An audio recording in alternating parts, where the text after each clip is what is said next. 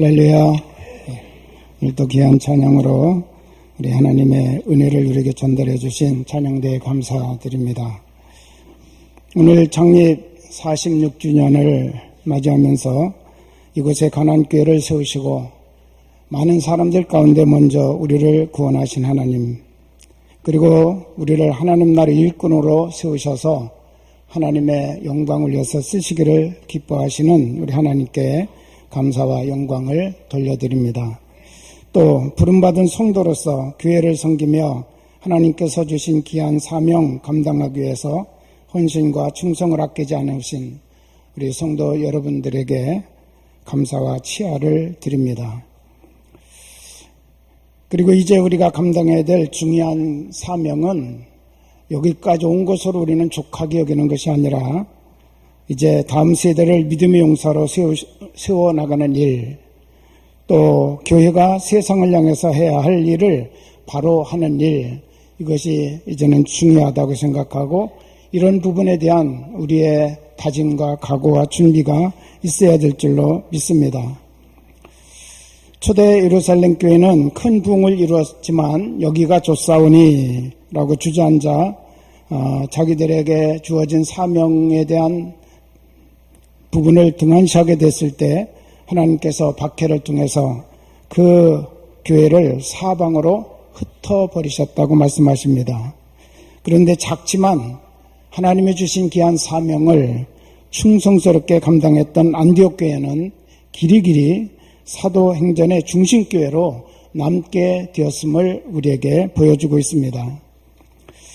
우리 가난교회가 1972년 9월 3일, 그날은 주일이 9월 3일이었습니다. 어린이를 포함해서 33분이 감격적으로 창립 예배를 드렸습니다. 물론 가만히 있다가 우리가 모여서 교회를 세우자 그래서 드려진 건 아니고 많은 고민과 준비하는 기도를 하다가 결성되었던 것으로 저는 들어서 알고 있습니다. 창립 동기를 보면 지금 하늘가족교회, 옛날 성광교회죠. 거기서 심호하시던 조선혁 목사님께서 1969년에 가나안교회를 개척하셨습니다. 3년여 동안 교회가 부흥하면서 안정을 찾게 되었고 1972년도에 감리교회의 법통과 갱신이라고는 이런 그 큰 갈등과 혼란이 일어났습니다. 그 가운데서 우리 조정익 목사님이 갱신 측에 서서 교회를 은강교회로 바꾸고 그런 새로운 것들을 시도하시게 됐던 거죠. 당시 여름 1972년 여름부터 이런 상황을 직면하고 여러분들이 감리교회 전통과 신앙을 지키고 또 처음 이름 그대로 우리는 가나안교회 그 이름을 지키고 싶다라고 해서 성도들이 함께 모여서 기도하다가 1972년 9월 3일 첫 주일에 가나안교회 이름으로 교회를 다시 세우게 됐던 것입니다. 우리 하나님께서 이제 따지고 보면 지금 하늘가족교회가 할아버지격이 되는 거고 은강교회가 아버지격이 되는 거고 우리가 이제는 손자격이 되는 건데 역사적으로 흐름을 보면 물론 우리 하나님께서 이런 여러 가지 갈등과 아픔 통해서 주님의 교회를 이 땅에 세우신 분명한 이유와 목적이 있을 것입니다. 이제 중요한 것은 과연 우리가 하나님께서 원하시는 그런 역할, 사명을 잘 감당할 수 있느냐라고 하는 것이 하나님께서 예루살렘 교회를 손을 놓으시고 안디옥 교회의 손을 잡으셔서 세계 역사를 이루어 가셨던 그런 모습처럼 먼저 세워졌다고 아름답게 쓰임받는 것 아니고 우리가 어떻게 하나님의 거룩한 뜻을 감당하느냐에 따라서 우리 하나님께서 그 교회와 그 성도들을 놀랍게 쓰시고 축복하시는 줄로 믿습니다. 오늘 본문 말씀에서 사도 바울은 교회 역할, 성도의 역할을 한마디로 표현해서 희망전도사가 되라라고 그렇게 우리에게 말씀하고 있습니다. 우리 한번 하실까요? 희망전도사. 예. 그게 바로 오늘 우리 성도들이 세상을 향해서, 우리 교회가 세상을 향해서 가져야 될 중요한 사명이라는 것입니다.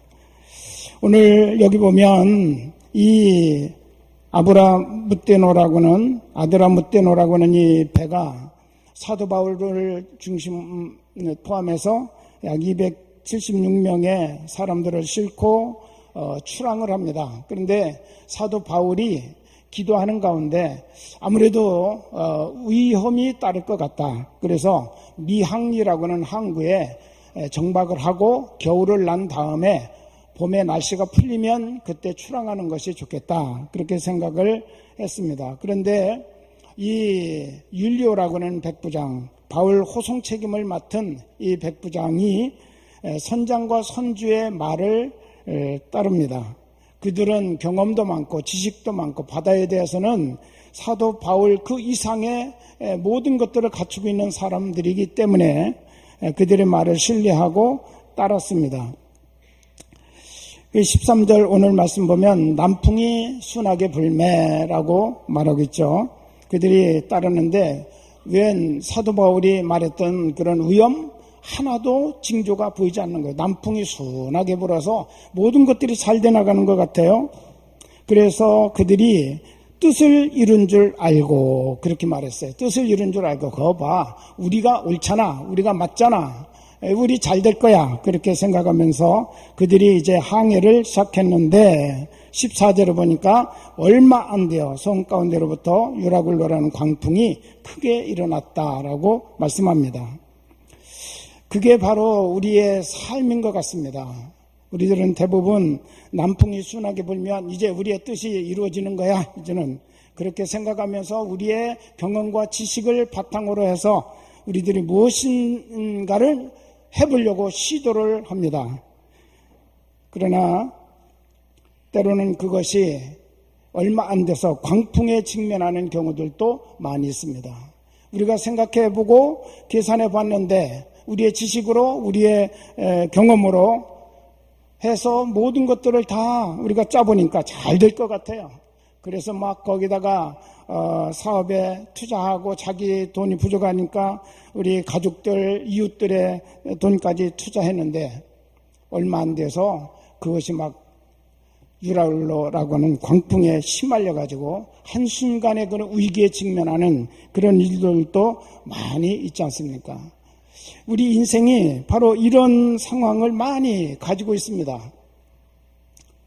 내 생각으로는 또 내 지식으로는 나의 모든 판단으로는 다 잘 될 것 같아 시작을 해놓은 건데 얼마 지나지 않으면 이런 예기치 않았던 광풍이 일어나서 우리의 삶에 엄청난 고통과 위기를 가져오고 또 가지고 있던 모든 것도 내버리지 않으면 안 될 그런 상황에 직면하게 된다고 하는 거죠. 자, 여기 수없이 밀려드는 파도와 미친 바람 때문에 이 광풍이라고 하는 말은 미칠 광자예요. 바람이 보통 아무리 강하더라도 한 방향으로 일정하게 불면 배들이 움직여 나갈 수 있는 그런 방법을 찾을 수가 있습니다, 사공들은. 그런데 이 광풍이 이리 불었다 저리 불었다, 동풍이 됐다 남풍이 됐다 막 서풍이 됐다, 그렇게 여기저기서 휘둘러 치니까 이 배가 어떻게 할 줄 모르고 사공들도 이 배를 어떻게 조종할 줄을 모르는 거예요. 그래서 결국은 오늘 여기 보면 배가 움직이는 대로 그냥 내버려 뒀다는 거죠. 어떻게 손을 쓸 수가 없어서. 그리고 20절에 보니까 구원의 여망마저 없어졌더라라고 그렇게 말하고 있습니다. 구원의 여망이라고 하는 말은 구원받을 작은 희망 하나마저도 사라졌다라고 그렇게 말해요. 오히려 여기 영어 성경을 보면 구원받을 것에 대한 모든 희망을 포기했다라고 그렇게 설명하고 있습니다. 그들의 마음으로 이제 우리는 죽었다, 다 완전히 다 내려놨다는 거예요. 인간의 내면은 겉으로는 우리가 점점 더 세상이 화려하게 변해가고 있지만 우리 인간의 내면들은 점점 캄캄함과 광풍이 요동하는 상태로 변해져 가고 있고, 우리 삶을 어떻게 살아가야 될지, 우리 마음의 안정감을 잃고 이렇게 힘들어하는 사람들이 참 많이 있습니다. 빅터 프랭클이라고는 박사님이 계신데, 이분이 쓴 책이 있습니다. 의미를 찾는 인간의 탐색이라고 하는 책인데, 이 책의 내용은 그가 2차 대전 때 나치 독일이 운영하던 유대인 수용소에 이분이 갇혔습니다. 그래서 그 수용소 생활을 하게 됐는데, 그때 당시에 처참한 실상, 그리고 그 처참한 실상에 반응하는 사람들의 여러 가지 상태들을 보면서 인간상을 정리해서 펴낸 책, 그것이 바로 의미를 찾는 인간의 탐색이라고 하는 책입니다. 그런데 이 책 가운데 그는 이렇게 말하고 있습니다. 마음으로 포기한 사람은 몸도 곧 쇠약해졌다. 반면에 소망을 끝까지 가진 사람은 끝까지 살아남았다. 더 나아가서 자기 혼자서만 소망을 이루려고 하는 것이 아니라 철장 안에 있는 이웃들을 도와주고 소망을 계속 갖도록 격려하던 사람들은 몸도 마음도 가장 건강한 상태로 있었다라고 그렇게 기록하고 있어요. 자, 먼저는 마음으로 이미 자기 삶을 포기한 사람들, 이 사람들은 그냥 몸도 마음도 금방 망가지고 쇠약해져서 무너지더라는 거예요. 근데 또 희망을 끝까지 포기하지 않고 가진 사람 끝까지 살아남더라는 거예요. 또한 우리의 사람들은 자기만 소망을 가진 것이 아니라 그 철장 안에 있는 사람들, 이웃들을 도와주고 그들에게도 내가 가진 소망을 나눠주면서 소망을 끝까지 갖도록 격려하는 그런 사람들이 있었는데, 이들은 마지막까지도 몸도 마음도 그 고난 속에서도 몸도 마음도 가장 건강한 상태로 있더라라고 그렇게 그분이 기록하고 있습니다. 여러분, 이런 모습, 즉 내 소망만 이루기 위한 나 혼자의 몸부림이나 발버둥이 아니라 이웃들을 도와주고 소망을 계속 갖도록 격려하는 사람들, 이들이 바로 오늘을 살아가는 성도들의 역할이고 교회의 사명이 아니겠습니까? 사도 바울이 3차에 걸쳐서 선교여행을 마치고 예루살렘에 돌아왔을 때 음모와 결박이 그를 기다리고 있었습니다. 이유인즉 바울이 전하는 십자가와 부활의 복음이 잘못됐고 또 믿음으로 구원받는다고 하는 교리가 틀렸다고 하는 유대인들의 주장 때문에 그랬습니다. 그래서 결국 잡혀서 법정에서 신문을 여러 차례 받았는데 2년 동안을 기다렸지만 총독들이 바울이 잘못이 없다고, 죄가 없다는 사실을 알면서도 2년을 계속 끌면서 판결을 내려주지 않는 거예요. 그래서 할 수 없이 사도 바울이 황제로부터 재판을 받겠다라고 그렇게 요청을 합니다. 로마 시민권을 가진 사람들은 지방에서 판결을 받다가 불만이 된다든지 그거 협족하지 않을 때는 황제의 재판을 요청할 수가 있습니다. 그러면 로마로 가요. 로마에 가서 황제로부터 판결을 받습니다.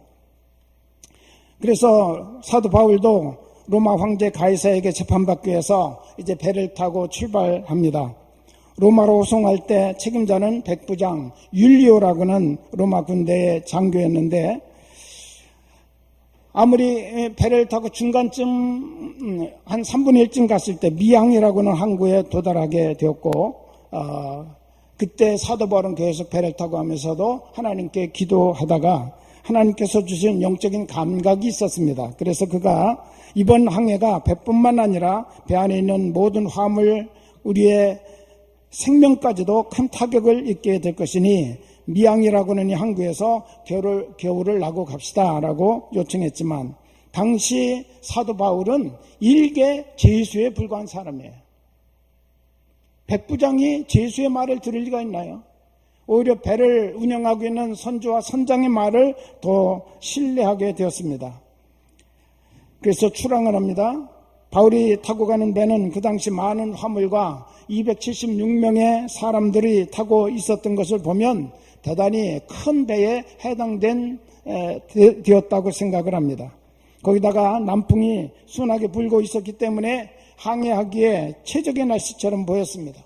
그래서 그들은 그들의 뜻이 이루어진 줄 알고 좋아했다라고 그렇게 말합니다. 그렇지만 얼마 되지 못해서 유라굴로라고 하는 큰 광풍을 맞이하게 되는데, 이 바람이 방향 없이 불어대니까 배가 바람을 맞춰 갈 수가 없었습니다.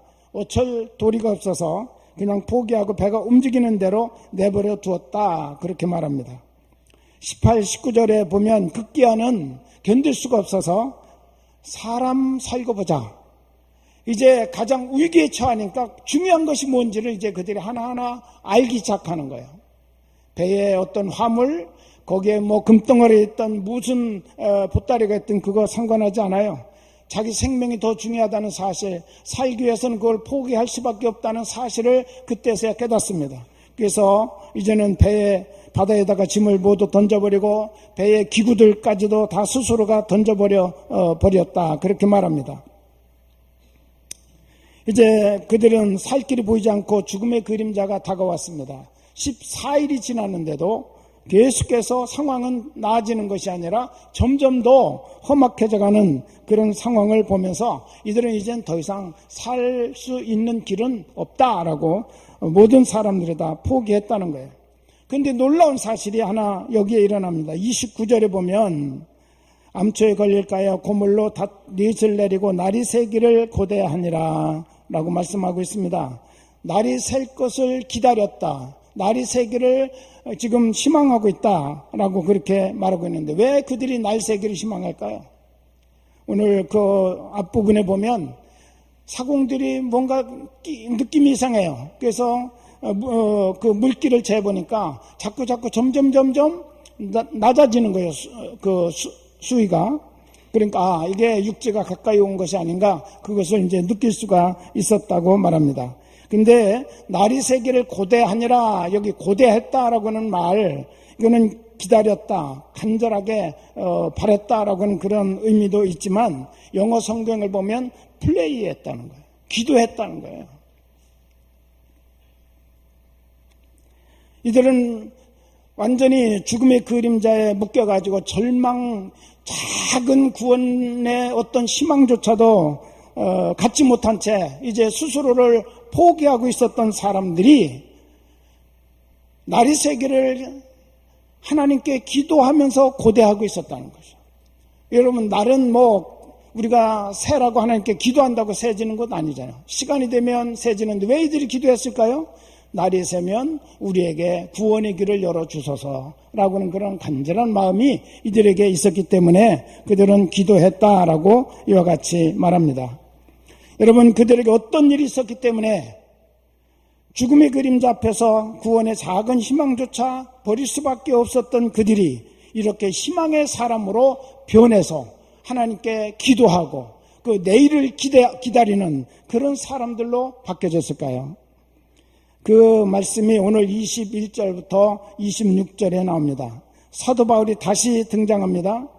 그러면서 처음부터 내 말을 들었으면 이런 타격과 이런 손상을 당하지 않았을 것인데 라고 그가 말문을 열면서, 그러나 이제는 안심하십시오.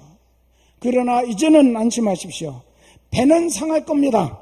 그렇지만 우리 중에 한 사람도 생명에는 타격이 없을 것입니다. 죽지 않을 겁니다. 왜 그가 그렇게 담대하게 말할 수 있었느냐? 하나님의 사자가 내가 어젯밤에 기도하는데 나에게 말씀하셨습니다. 하나님께서 너와 함께 항해하는 자를 다 내게 주셨다라고 하나님의 사자가 와서 자기에게 전해주었다는 거예요. 할렐루야. 그러면서 그는 이렇게 말합니다. 나는 하나님을 믿습니다. 그분은 말씀하신 대로 그 말씀을 성취하시는 하나님이십니다. 나는 그 하나님을 믿는다는 거죠. 하나님이 나에게 말씀하셨기 때문에 우리 하나님께서 그대로 이루실 것입니다. 나뿐 아니라 이 배에 있는 모든 사람들 한 사람도 빠짐없이 하나님이 다 살려주시겠다고 약속하셨기 때문에 그 말씀을 나는 그대로 믿습니다.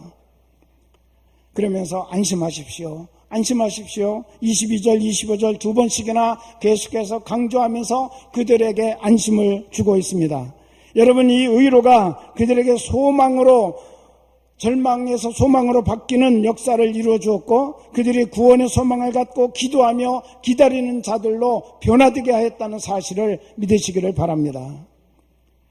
여러분, 본문을 보면 사도 바울은 하나님에 대해서 두 가지 신앙 고백을 하고 있습니다. 23절을 보니까 내가 속한 바 하나님, 즉 이 말은 나는 하나님께 소속된 자입니다. 나의 소속은 하나님이십니다. 내가 서 있는 현 주소는 바로 하나님의 품입니다 라고 그가 이와 같이 고백하고 있습니다. 우리의 신앙의 소속이 분명해야 돼요. 우리가 어떤 어려움을 당할 때 내가 어디에 속해 있는지를 확인하시기를 바랍니다. 하나님에게 소속되어 있다고 한다면 여러분 두려워하지 마시기 바랍니다. 그래서 24절에 사도 바울에게 그렇게 우리 하나님 말씀하셨어요. 바울아, 두려워하지 말라. 네가 나에게 속해 있느냐?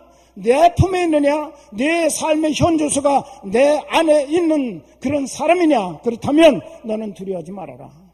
내가 책임진다 라고 우리 하나님께서 그렇게 말씀하고 계십니다. 여러분은 하나님의 자녀입니까? 예. 여러분은 하나님께 소속되어 있습니까? 이 사실, 여러분의 소속이 어딘가를 확실하게 정해야 될 것이고 그것을 우리가 분명하게 확인하고 고백할 수 있는 그런 믿음이 있어야 됩니다. 그때 우리 하나님께서 나는 하나님께 속한 자입니다 라고 고백하는 사도 바울에게 두려워하지 말아라 라고 말씀하고 계세요. 또 한 가지는 내가 섬기는 하나님이라고 그렇게 말합니다. 나는 하나님을 섬기는 자입니다. 내가 하나님께 소속되어 있을 뿐만 아니라 나는 하나님께 소속되어서 하나님을 섬기는 사람입니다. 섬긴다고 하는 그 말은 예배한다, 하나님을 따르고 순종한다, 하나님 나라가 이루어지도록 하나님의 일꾼으로 충성한다라고는 그런 뜻입니다. 여러분, 우리는 하나님께 소속이 분명해야 되고 그리고 언제나 우리의 삶의 목적은 하나님을 섬기는 삶을 목적으로 가져야 된다는 것이죠. 출애굽기서에 보면 이스라엘 백성들을 하나님께서 애굽에서 구출해내기 위해서 계속해서 바로와 그 애굽 백성들에게 10가지 재앙을 내리는데 그때마다 우리 하나님이 말씀하십니다. 내 백성을 내보내라. 저들은 나를 섬길 자다라고 그렇게 말씀하고 있어요. 하나님 말씀하셨어요. 왜 내 백성을 해방시켜야 되느냐? 저들은 나를 섬길 자이기 때문에, 나를 섬겨야 하기 때문에, 나를 예배해야 되기 때문에, 하나님 나라를 이루기 위해서 내가 저들을 써야 되기 때문에, 그래서 저들이 믿음을 가지고 이제 하나님의 일꾼으로 순종하고 충성해야 될 사람들이기 때문에 내보내라고 말씀하고 계십니다. 여러분은 언제나 나는 하나님을 섬기는 사람이라고는 믿음을 가지시기를 주의 이름으로 축원합니다. 별 볼 일 없는 죄수 가운데 하나라고 무시하며 그가 말한 말을 외면했던 백부장이 이제는 사도 바울의 말을 따릅니다. 그 배에 있던 276명, 당당하게 자기들의 뜻이 이루어진 줄 알고 큰소리치던 선주와 선장과 선원들, 모든 사람들이 이제는 사도 바울을 쳐다보면서 그의 말을 따르고 있음을 우리가 볼 수가 있습니다. 그 변화는 바로 바울의 분명한 신앙과 확신 있는 믿음의 태도 때문에 이루어진 것임을 우리에게 말씀하고 있습니다. 하나님을 보여주고 하나님을 만나게 함으로 절망의 세상을 희망의 사회로 바꿀 수 있는 사람이 바로 그리스도인이고 바로 교회라는 사실을 잊지 마시기를 바랍니다. 그게 우리의 사명이에요.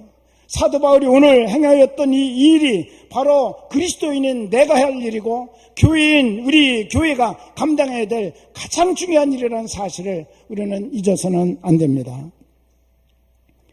우리는 위기 때 필요한 사람이 되어야 합니다. 사람들이 위기의식을 느끼고 위험을 느낄 때 그때 곁에 있어줘야 될 사람, 그때 붙들어줘야 될 사람, 그때 그들의 좌절과 절망을 희망으로 바꿔줄 사람, 그 사람이 바로 하나님의 사람인 우리들이라는 거예요. 사도 바울은 사람이 위기를 맞이했을 때 정말 좋은 소식을 전했습니다. 그들에게 꼭 필요한 한마디, 너희들의 생명은 다치지 않을 거다. 배는 상할지 모르지만 너희들의 생명은 하나님이 구원하신다. 나에게 맡겨주셨다. 나는 왜 그럼 살아야 되느냐? 가이사 앞에 가야 될 것이고 로마에 가서 복음을 전해야 될 하나님이 맡겨진 사명이 나에게 있기 때문에 하나님이 여기에 사명을 로마로 가라고 사명을 주셔놓고 여기서 하나님이 죽이시겠느냐? 나는 분명히 살릴 것이고 로마로 갈 것인데 나에게 맡겨진 당신들의 생명도 나를 살리듯 다 책임져 주시고 살려주실 것이다. 여러분, 얼마나 멋진 확신이고 분명한 대답입니까? 여러분, 우리의 신앙이 확실히 없다면 세상을 향해서 이런 희망의 소리를 우리가 말할 수 있겠습니까? 나에게도 확신이 없는데 하나님께 속한 자여, 하나님을 섬기는 자라고는 이 분명한 신앙의 고백이 우리 안에 있어야 될 줄로 믿습니다. 믿음의 사람은 믿지 않는 사람들이 위기에 처했을 때 그들에게 희망의 전도사가 되어야 합니다. 빛의 가치는 주변이 어두울수록 더 크게 나타나는 것 아닙니까? 세상에 혼란스럽고 힘들 때 교회와 성도들이 그들에게 희망의 빛을 비춰주는 등대가 되어야 합니다. 미국의 유명한 부흥사 가운데 한 분이셨던 무디 목사님이 영국으로 가서 큰 집회를 인도하고 그리고 배를 타고 이제 대서양을 건너서 다시 미국으로 가고 있었습니다. 한참을 가다가 배에서 큰 소리가 나요. 그리고선 충격이 막 전달이 되는 거예요. 그리고 나서 배가 멈춰버렸어요. 이상하다. 그래서 아들과 같이 타고 있었는데 아들이 얼른 밖으로 나가서 상황을 보고 오더니 이렇게 설명을 했습니다. 배가 암초에 부딪혀 꼼짝 못하고 한쪽이 깨져서 물이 들어오기 시작했다는 겁니다. 얼마 가지 않으면 이 망망대해에서 우리는 전부가 다 수장될 수밖에 없는 그런 상황입니다. 무디가 갑판으로 나가보니까 그 배에 한 700여 명이 타고 있었는데 이들이 다 갑판에 올라와가지고 아비규환이에요. 어떤 사람은 물에 빠져 고통 속에서 죽는 것보다는 차라리 내가 내 손으로 한순간에 죽고 말지 그 고통 난 당할 수 없다 그래가지고 곤충을 빼가지고 막 자살하려고 하고 한쪽에서는 그러지 말라고 또 붙들고 막 서로 난리가 났어요. 모든 사람이 절망 가운데서 울부짖고 있는 그런 캄캄한 밤이었습니다. 이 모습을 보고 한참 있던 무디가 큰 소리로 외쳤습니다. 여러분, 우리에게 구원의 소망이 없다면 하나님께 기도합시다. 우리에게 방법이 없다면 하나님을 기대합시다. 그러면서 하나님께 우리 기도하자고 했더니 모든 사람들이 갑판에 무릎을 꿇고 기도했습니다. 그리고 함께 기도하고 나서 그는 시편 91편 9절부터 12절 말씀을 큰 소리로 읽어주었습니다. 네가 말하기를 여호와는 나의 피난처시라 하고 지존자를 너의 거처로 삼았으므로 화가 내게 미치지 못하며 재앙이 네 장막에 가까이 오지 못하리니 그가 너를 위하여 그의 천사들을 명령하사 네 모든 길에서 너를 지키게 하심이라. 그들이 그들의 손으로 너를 붙들어 발이 돌에 부딪히지 아니하게 하리로다. 할렐루야. 그리고서 이 말씀을 믿으십시오 라고 그들에게 말했어요. 그리고 그는 다시 선실로 들어와서 편히 잠을 잤답니다. 얼만큼 지나고 났는데 그 망망대 캄캄한 밤에 마침 지나가던 배가 한 척이 있었어요. 레이크 휴론이라고는 엄청나게 큰 배가 지나가다가 이 파손된 배를 보고서 가까이 다가와가지고 한 사람도 생명에 위기를 당하지 않냐고 전원이 다 구조되는 역사가 있었다고 합니다. 할렐루야. 사람에게 방법이 없고 사람에게 구원의 여망이 없을 때 사도 바울도 무디도 하나님을 바라보십시오. 하나님에게 길이 있습니다. 그들은 그렇게 외쳤습니다. 여러분, 얼마나 멋진 인생이고 멋진 삶입니까? 우리는 사도 바울 무디같이 276명이나 700여 명의 사람들을 구원시킬 만한 큰 믿음은 없지만 우리 모두는 하나님의 사람들이고 또 이 교회는 하나님이 세우신 교회입니다. 내 곁에 한 사람, 삶이 힘들어 절망하는 바로 그 한 사람을 향해서 내가 희망의 전도사는 될 수 있다는 거예요. 세계를 구원하라고, 인류를 구원하라고 하는 어마어마한 말씀을 하나님은 하시지 않지만 내 곁에 내 이웃을 보라고 우리에게 말씀하십니다. 그리고 너는 그에게 희망의 전도사가 되라고 말씀하십니다.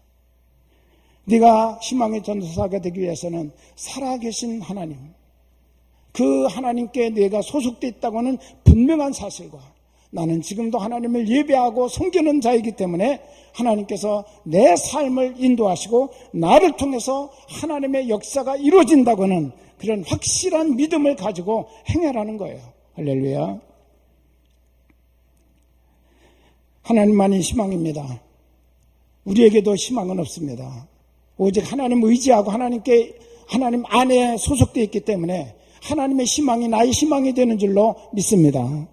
우리는 그 희망의 근원 되시는 하나님을 전하는 사명자로서 이 시대를 살아갈 수 있는 성도가 되고 교회가 될 수 있기를 우리 주님의 이름으로 축원합니다. 기도하겠습니다.